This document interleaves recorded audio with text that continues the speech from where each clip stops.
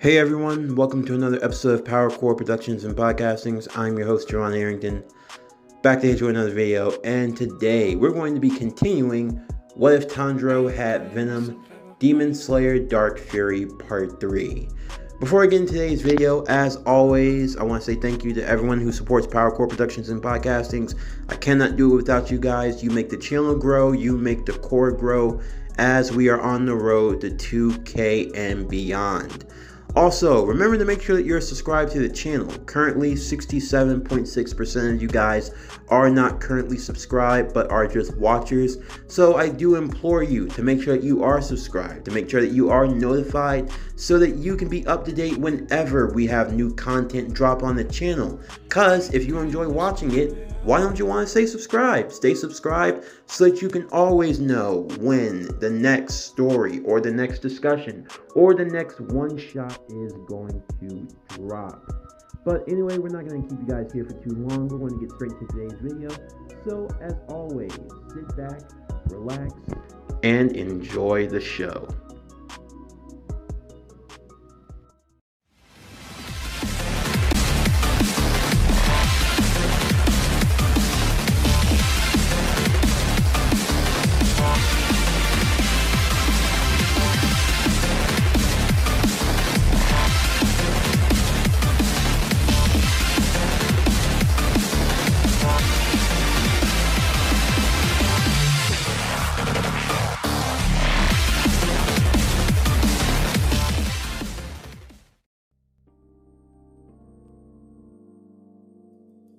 As Muzan faded away into the crowd, Tanjiro had an even more pressing matter to deal with.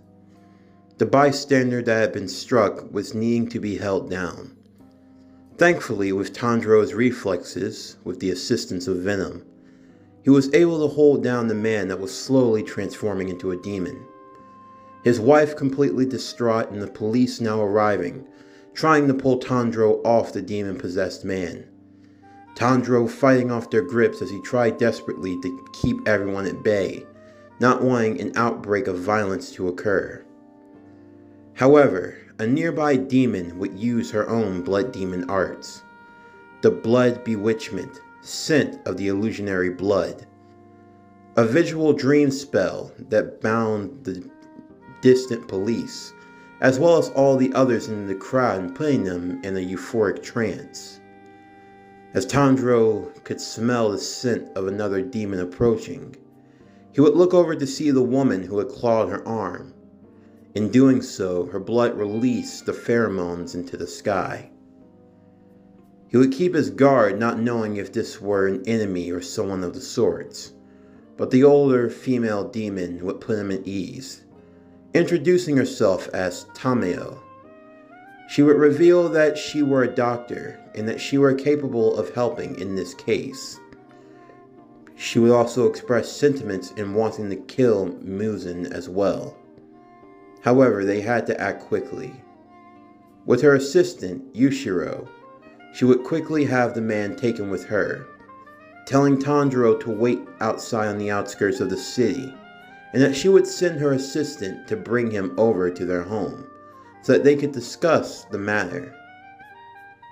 Tanjiro would do as he was instructed, leaving to the outskirts of town as he would go to pick up Nezuko, who had been waiting for him at the udon stand. The udon man in the meantime had been berating them to try more of his udon, and Venom, who was in the mood for roasted duck, wouldn't decline, making Tanjiro wolf down 2 more large bowls of the roasted duck udon with yam.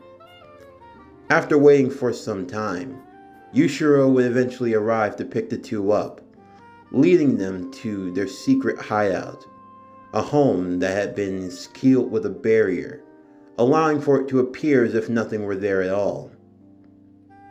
As the three would make their way inside of the barrier, with the home that the doctor had been hidden in being revealed, they would soon go inside where in the basement area the husband had been restrained, the wife close by, still unconscious.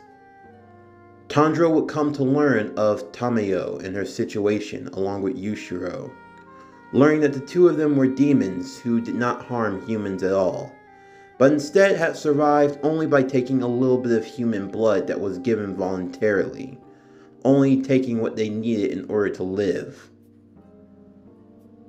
Yamato expressed sentiment in wanting to return back into a human, and that she had spent nearly 200 years or so as a demon, developing her abilities.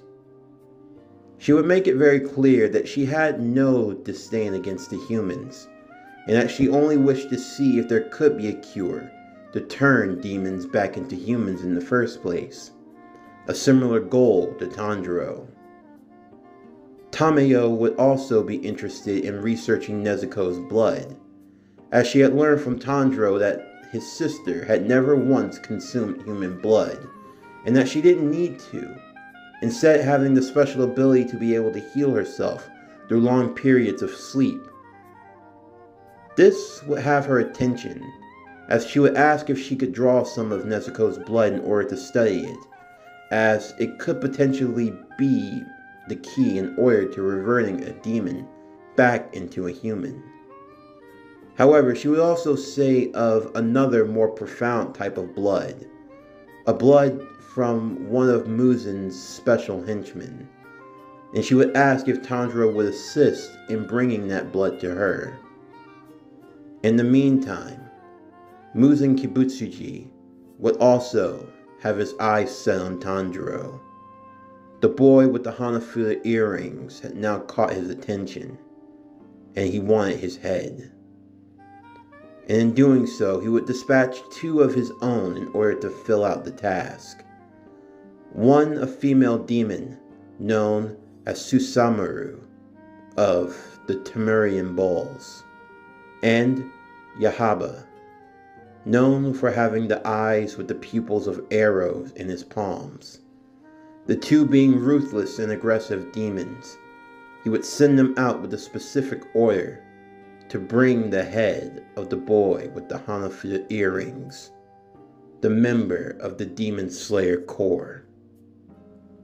Back at the hideout, Tanjiro and Venom would learn more of the demons and how they worked and operated.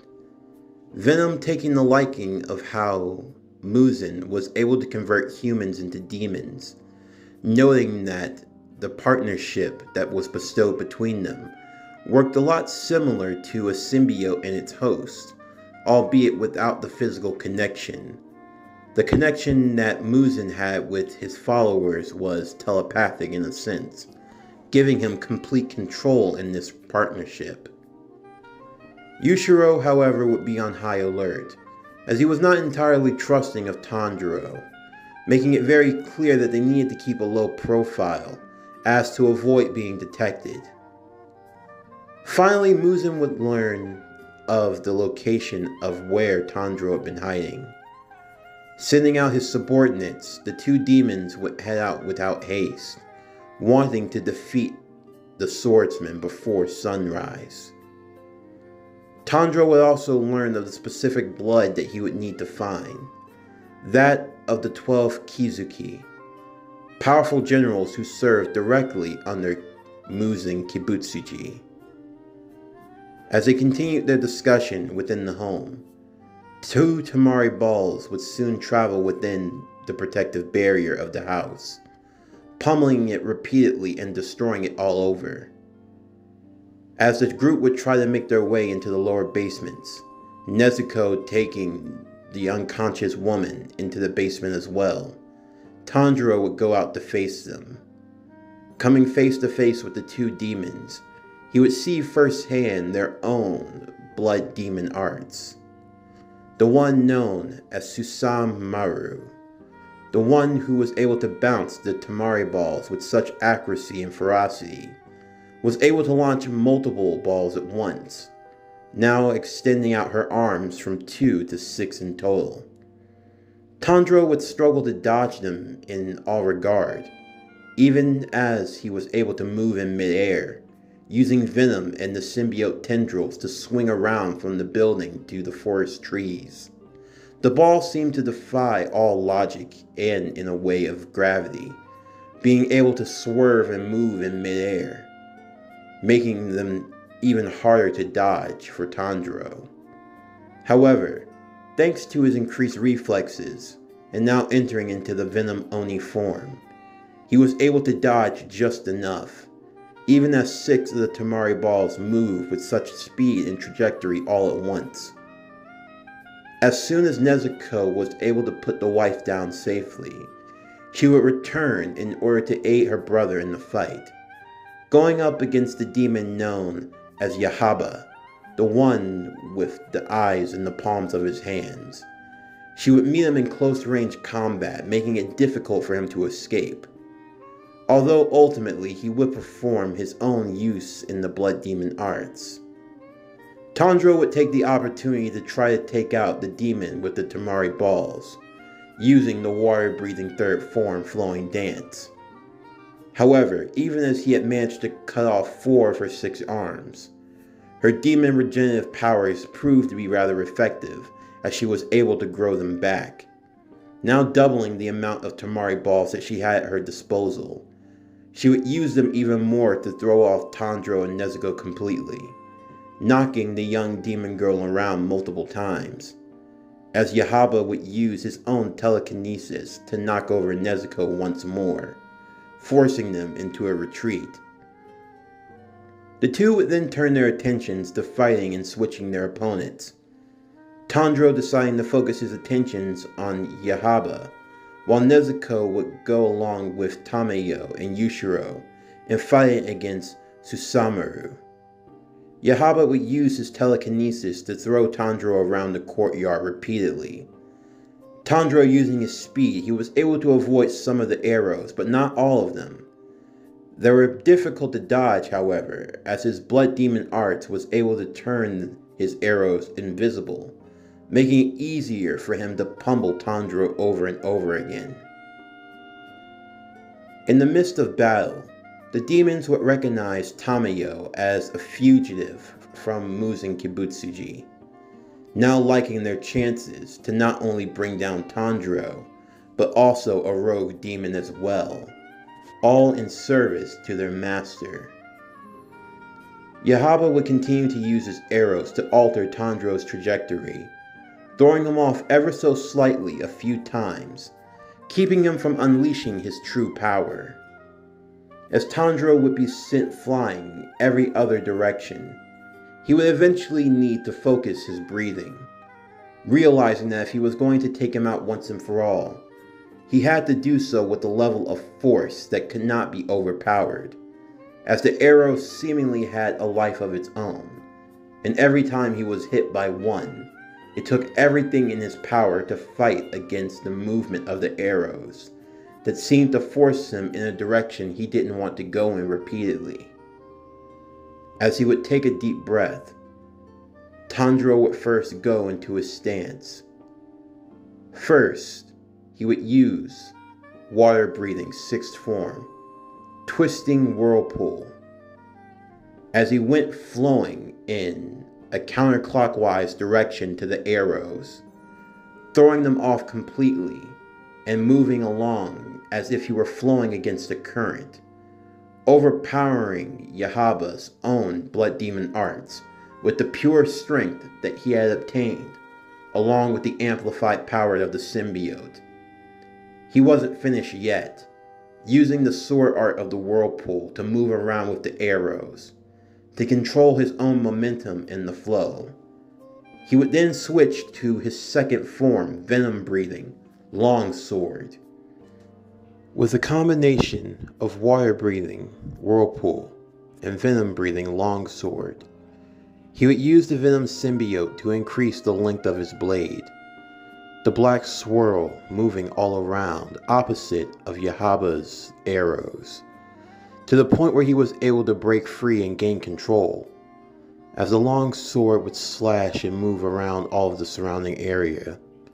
Yahaba would be unable to avoid the attack, as it would be cut and sliced to ribbons with the long and extended nitrine blade. Eventually, with no other way to fight, he would feel himself starting to disintegrate and fade into dust. In his last bit of defiance, he would use his remaining powers, launching multiple arrows towards Tanjiro. The arrows managing to hit him a few times, sending his body flying in different directions. As the demon slowly faded to his death, he believed that this attack would be enough in order to destroy Tanjiro once and for all. However, Tanjiro stood firm.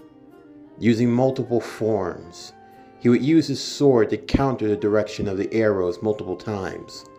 With the added strength of the symbiote coursing through his veins, Venom increasing his overall strength and his speed, he was able to endure much of the assault until eventually gaining his bearings, impressing the others as they had never seen someone with this sort of strength. Even if it was just minimal, what Tanjiro and Venom could potentially do together could truly be devastating among many of the swordsmen in the Demon Slayer Corps. They had never seen anyone like this.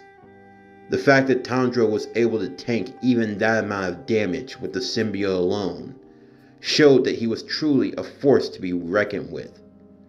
While even the prideful Yushiro did not want to admit it, someone like Tanjiro with enough time and training, he could be dangerous for any demon to go up against.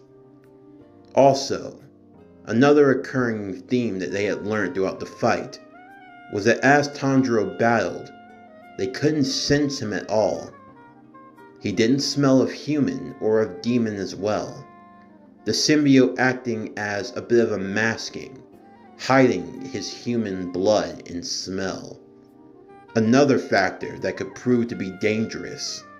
If someone as powerful as Muzan couldn't sense Tanjiro, then he wouldn't be able to see him coming. And with an attack placed at the right time, then there was no telling what he could be capable of doing. Truly a wild card amongst all of the Demon Slayer Corps, Tanjiro was definitely special.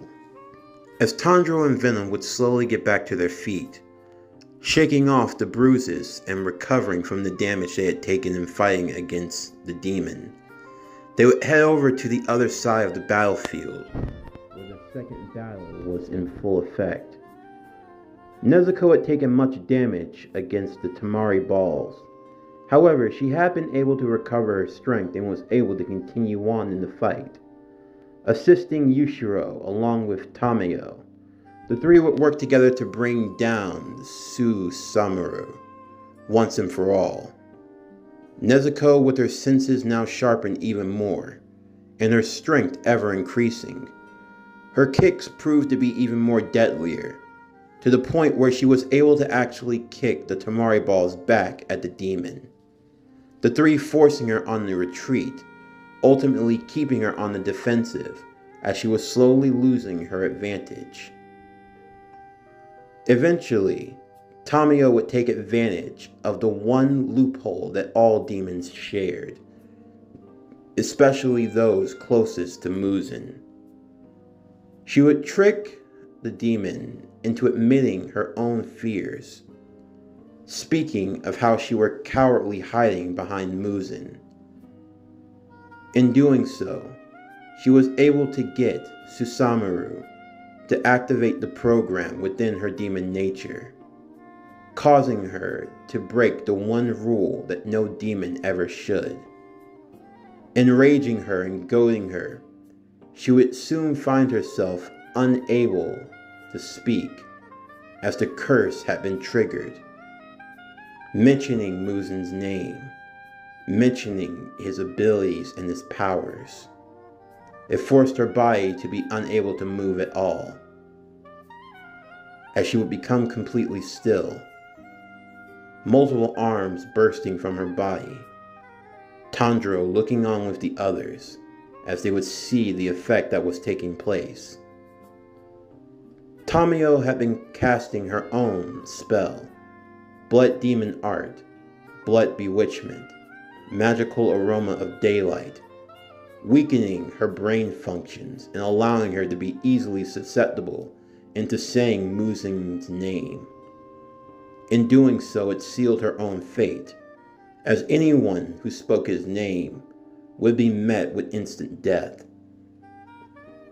As Tanjiro could see the demon thriving in agony, Tamio would take a closer look, realizing that neither of the demons that they had fought had been one of the 12 Kizuki, as all members of the Kizuki had numbers engraved on their eyeballs, and these two did not, meaning that in the end they were simply too weak to be one of the 12. As Tanjiro looked on, he could see the demon's eyes flooding with tears. What he once sensed as pride and bloodlust had now gone from that into rage, and from rage into sorrow and despair. He could see that deep down this was not the life that she had wanted. This was not the way things were meant to be. She had merely been used, a pawn in Muzen's game, his sick and twisted game of using others. Tanjiro could feel his rage starting to boil within him, and Venom could sense it as well. The two of them together, their rage starting to merge and become one. Ultimately, they had their own resolve. They had grown to have disdain for the king of the demons, and they had now resolved within their own hearts and minds that they would bring his reign of terror to an end. All the same, Tamio would take some of her blood before she completely disintegrated, knowing that she could use some of it in her research. As the group would return back to the remains of the home, as sunlight was starting to peek over the horizon, Tamio would ask if Nezuko would like to stay with them, remarking that the road that he was walking down could be dangerous, and that under their protection she would be safe. However, Tanjiro would decline that request, knowing that in the end they had each other, and that was all that they needed in the long run. Tamio would also ask about the symbiote, asking more about Venom, as Venom also could be the key in humanity's survival. Venom would remark that no symbiote had ever bonded with a demon before, so to know what could possibly happen, well, there wouldn't be any way to find out unless he was able to spawn another demon out by chance, or to bond with it potentially to see what could occur. Although in all likelihood, as he had bonded with Tanjiro in the beginning, he had taken on the traits of wanting to defend the humans. Although he still had his own means for doing so, he couldn't say that he disliked them, and now, due to his bond with Tanjiro, he had grown a disdain for the demons as a whole. As Nezuko would come out of hiding, she would give Tamio a hug, as well as patting Yushiro on the head, the two demons wondering why she did so.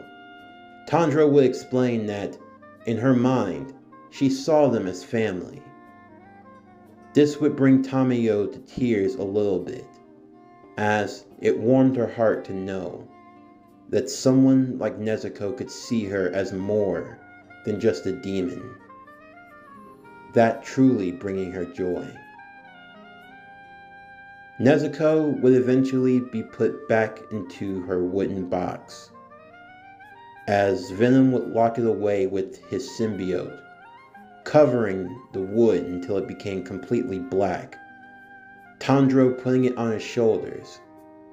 He would bid them farewell, as the two demons would soon have to leave now that their cover had been blown. As the Kasugai crow would appear before Tanjiro once again, telling him that he needed to leave, that his next mission would be towards the southeast. Tanjiro would do so without haste, knowing that the next battle was just around the corner. However, before he could leave the city, there was an incident. Tanjiro was making his way through the crowds once again, trying his best to be inconspicuous of what was happening around him. As he was leaving, the police were taking a man by handcuffs. This man was a foreigner from America. However, he had committed many crimes and was now being sentenced to execution. The man had frizzled red hair, and he seemed a bit unhinged. As the crowds were close upon one another, Tanjiro, his mind focused on the mission at hand. Venom, now taking some time to rest after the fight that they had been through. Without any warning in the heat of the moment, the now chained red-haired man would lash out, whipping around and biting and slashing and clawing at anyone that was around him. By chance, Tanjiro would hold up his hands to try to hold the man at bay, and in doing so, the man would bite down deeply on Tanjiro's hand. It caused Tanjiro to yell a little bit before pushing him off. It didn't hurt greatly. However, his teeth did break through the skin just enough, and a little bit of blood got into his mouth. Venom would instantly be awoken, asking if the situation required a fight, and Tanjiro would explain that it were fine. However, he wished he could have avoided the bite. However, Venom would remark that it was no big deal, and that a simple bite wasn't anything to worry about. As they made their way out of the city, heading towards southeast, the man who had bitten into Tanjiro had now been yanked back and beaten down by the police with their clubs, as they took him over to the prison of the city to await execution. The man licking his lips as he had tasted the blood. He couldn't quite understand why, but whatever that was that he tasted, it wasn't blood at all. It was something entirely different. Eventually, he would be taken to his cell, thrown in and locked away to await his execution. Outside of his door were the numbers 666. His name, Cletus Cassidy. In the meantime, Tanjiro would be making his way through the farmlands of the south-southeast. As he did so, walking down a field of rice, he would see a young blonde man out in the middle of the road. The young man seemed rather distressed, but at the same time, he looked a bit familiar. Venom, recognizing that yellow hair out of nowhere, and having a bit of a groan, as Venom reminded him that it was the man from the final selection that they had met about a month ago. The guy that seemed to just be completely distraught and out of it. Tanjiro was surprised that he would run into a fellow demon slayer. However, what surprised him even more was the state of his fellow demon slayer. For he did not appear to be heroic or dashing or brave or anything of that kind. No, this demon slayer was on his knees in the middle of the road, clinging on to a young girl's leg as he desperately begged her to marry him. This young man's name was Zenitsu Agatsuma, the most cowardly of the demon slayers.